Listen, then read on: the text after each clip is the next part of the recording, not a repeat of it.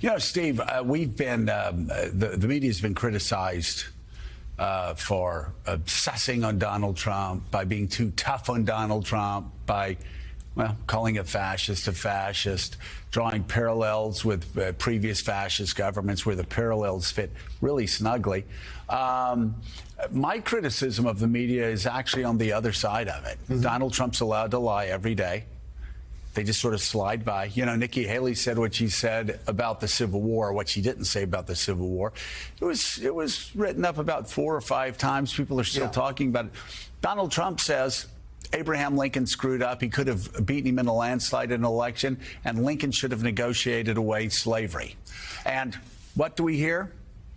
Nothing. Less news. Nothing. Less news about it. It's less news about all of it. And you say you're talking about how we need to cover Donald Trump. Yeah. And you say we need to challenge others to prove what they say and to note when they fall short, to use language that people of differing views will find hard to deny. Some will deny it anyway, but we can make it hard. To be prepared to weather criticism that is inevitable, whatever we say. You know, it sounds like kind of old journalism there. I think the difference is that you have Donald Trump and Trumpists, and they're great at propaganda.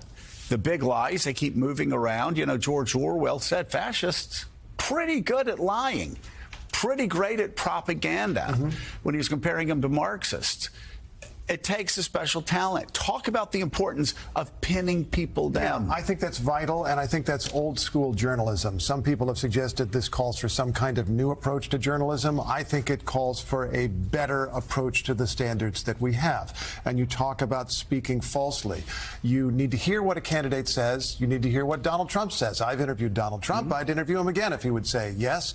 But whatever he has to say has to be presented in context. And I think that we have to try to focus on things that are relevant as opposed to things that are not. And so let's do an exercise. I'm dead serious about this. I'm Donald Trump.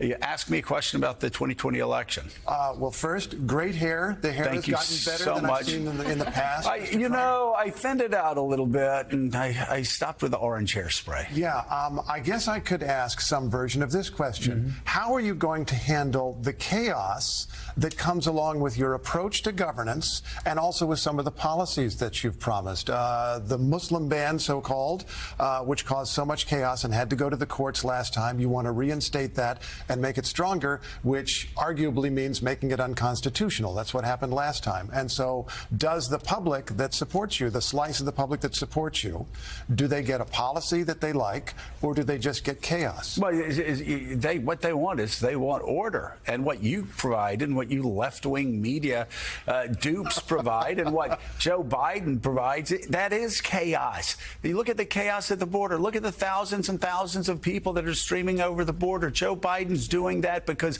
he knows those people are going to come in. He's going to put them in lines in every swing states. They're going to vote for Joe Biden. What do you think? People aren't stupid. They understand. That's what that's all about. And you know it, too. Okay, but you're in with Joe Biden. In fact, since we're pretending to do an interview, we need to stop here for a second, and your is, how much money have you been paid off by the Biden administration to ask that question? Let's talk about how much has it? Question did I ask? You drove in a sports car. You drove in a Maserati. How can you afford a Maserati on NPR values? Uber, to be honest with you, that NBC paid for.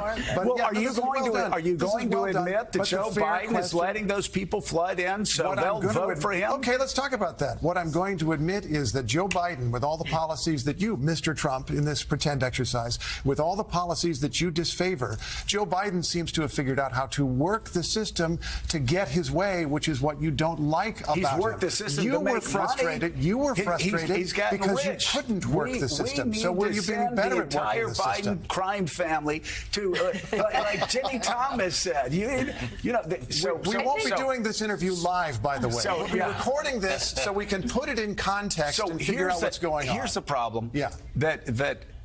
That when these interviews start, he throws 10 things at you, right? Yeah. Sure. And so you come back and you're trying to figure out the next follow-up question. My argument would be, and you go back to that CNN town hall meeting, and I'll just say, Chris Licht called me a week beforehand. Said, what should I do? I said, don't do it. And he said, but if I have to do it, what do I do? He said, ask him one question. And I will tell you, this worked for me politically. And when I was in debates with people, you ask one question: did Joe Biden win the election? He goes off. You know he's going to go off. This is Elvis 77. We know his act, right? And then you follow up and say, but 63 federal court said you lost this election. Are they lying? He goes on and goes on. But the United States Supreme Court said, your Supreme Court said you lost the election. Are they lying? And you just keep going. Your this is the attorney point where he'll general begin arguing that they didn't really say that. But we had a version. Yeah, he and I had a version of this conversation in an interview until he hung up. Your point is a great point, which is you have to stay on it. You have to make him uncomfortable. You have to make everybody uncomfortable. This is such a great point. You don't go in trying to prove 12 things. Go in trying to prove one and go after the big lie. And stay calm. I think what this exercise, we should do it all the time, because it's so many Republican candidates get on TV, and frankly, the anchors get flustered because they are throwing out all these things, and Vivek Ramaswamy will just talk and talk and talk and talk and then start talking about history, and you're like, wait a second. The question I asked you is about the 2020 election. You have to stay calm and know that they're trolling you. It's like the Tucker Carlson playbook, and you just say respectfully, sir, I asked you this question. Is it a yes or a no? Or, you know, the thing that I always come back to, okay, he says this person's lying, he doesn't believe this. What set of facts do you believe? What other things were presented to you when you were president that you simply ignored and decided those were not the facts? Right. Because we only know a certain amount of them so far. There's one thing you say here, to use language that people of differing views will find hard to deny. Yes. What do you mean by that? I mean that you think through the way that you express yourself with an idea to persuading someone who would not agree ideologically with the point, with at least the facts that you're making. I don't need to use the most extreme flame-out language about anybody. I want to think almost like a lawyer. And if there are 5 points that I can make about Joe Biden, or 5 points that I can make about Donald Trump or Nikki Haley, let me think about the one of those 5 that is irrefutable. And let's just talk about that. Let's talk about the one that is absolutely provable, that someone would have to go pretty far to deny the reality of it. Joe gave a good example in talking simply about the fact of scores of courts that upheld the 2020 election. You could say thousands of election officials from both political parties who upheld the election. And it's good to take the extra few seconds to note that fact, rather than just say, you know, Biden won. I mean, let's talk about why we know that and do that again and again and again. And in those cases, you say, Mr. President, those were your judges. Mr. President, that was your Supreme Court. You called it yours. You're right. So you go back and you just keep hammering them. But that's you talk about Vivek and whomever. They're going to want to fly all over the place. They're going to want to give you 12 things, anything to get you to move on from that first question that they didn't want to answer. And that's the thing. If you go into it saying, I'm not going to leave this interview until this question is answered, it's going to be, fireworks are going to explode, you know?